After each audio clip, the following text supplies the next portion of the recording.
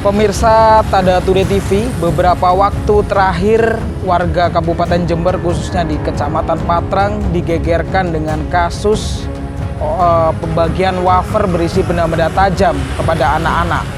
Hingga saat ini kepolisian berhasil meringkus terduga pelaku pada Selasa 3 Agustus lalu. Dan saat ini saya berada di gerbang rumah terduga pelaku yang berada di Kecamatan Patrang. Nanti kita coba akan memeriksa ke dalam seperti apa kondisi rumah yang ditinggali oleh terduga pelaku. Berdasarkan informasi yang kami himpun, selama ini terduga pelaku tinggal seorang diri dan dikenal sebagai pribadi yang tertutup. Dan sejak 2015 juga terduga pelaku atas nama Agan ini sudah tidak lagi bekerja, artinya dia sebagai sehari-hari tidak bekerja atau pengangguran. Dan kita akan memeriksa ke dalam seperti apa kondisi rumah terduga pelaku.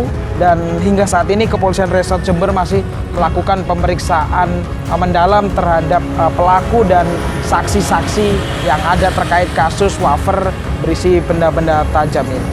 Terima kasih, ikuti terus perjalanan kami dalam reportase Tada Today TV.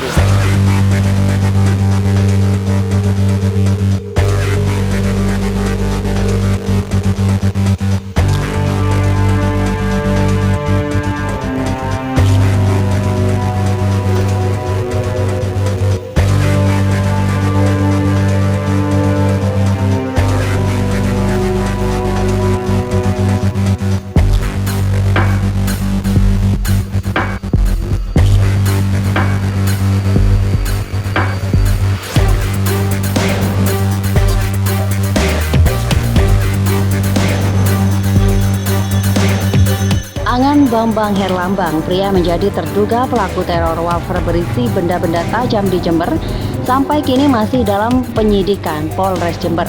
Selain niat tolak bala, belum banyak yang diungkap polisi terkait motif Angan Bambang Herlambang melakukan perbuatan yang membahayakan nyawa anak-anak itu. Sedangkan seorang tetangga terduga pelaku di Jember Lor Patrang menyebut Angan Bambang Herlambang sedang mengamalkan ilmu gaib. Menurut tetangga yang enggan menyebutkan namanya itu, sejak tahun 2012 lalu, Angan Bambang Herlambang tinggal seorang diri di rumah peninggalan orang tuanya. Sampai saat ini, Angan belum pernah menikah. Sejak kedua orang tuanya meninggal dunia, hidup Angan semakin tertutup. Ia enggan bersosialisasi dengan para tetangga. Hanya dengan beberapa orang saja Angan mau bersosialisasi. Menurut tetangga tersebut, dalam mempelajari ilmu gaib ini, Angan juga pernah melakukan pertapaan di hutan di daerah Lumajang. Namun, Angan disebutkan mempelajari ilmu gaib itu secara pribadi tanpa ada guru.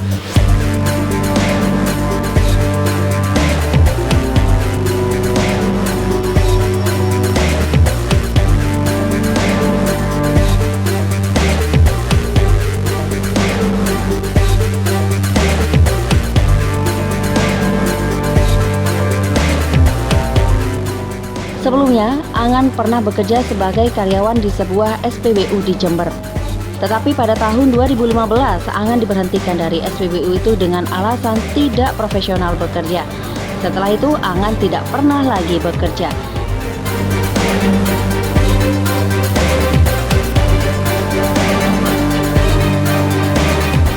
Sementara itu, berdasar keterangan Kasat Reskrim Polres Jember AKP Komang Yogi Arya Wiguna, Angan mengaku melakukan teror itu dengan niat tolak bala.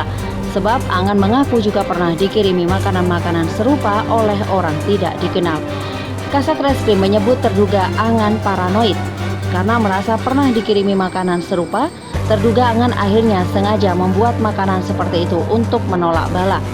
Walau demikian, menurut AKP Komang, pihaknya masih terus mendalami kasus tersebut. Dari hasil pemeriksaan secara sekilas, wawancara yang bersangkutan memang sengaja membuat snack tersebut ya untuk menolak bala, informasinya seperti itu. Karena yang bersangkutan yang merasa juga keterangannya agak paranoid ataupun beranggapan bahwa terduga pelaku ini ya sering dikirimi makanan juga. Jadi kemudian mempersiapkan hal tersebut, ya wafer kemudian dibeli, dibuka isinya, kemudian disisipi barang-barang tajam, kemudian dimasukkan kembali dan direkatkan kembali dengan menggunakan korek api gitu.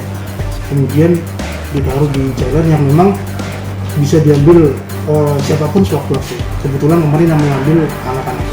Sedangkan Muhammad Yasin, ayah korban wafer berisi benda tajam, mengaku kaget setelah mengetahui jika terduga pelaku teror itu adalah tetangga dekatnya. Rumah terduga pelaku hanya berjarak ratusan meter dari rumah Yasin di Kelurahan Jemberlor. Yasin juga mengaku tahu betul sosok terduga pelaku. Selama ini mereka sering bertegur sapa, hanya Yasin tidak memahami kehidupan pribadi terduga pelaku.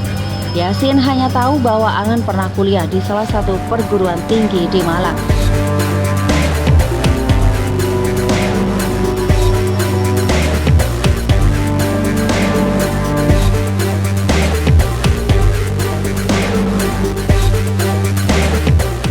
Laporan Andi Saputra, Tada Today TV.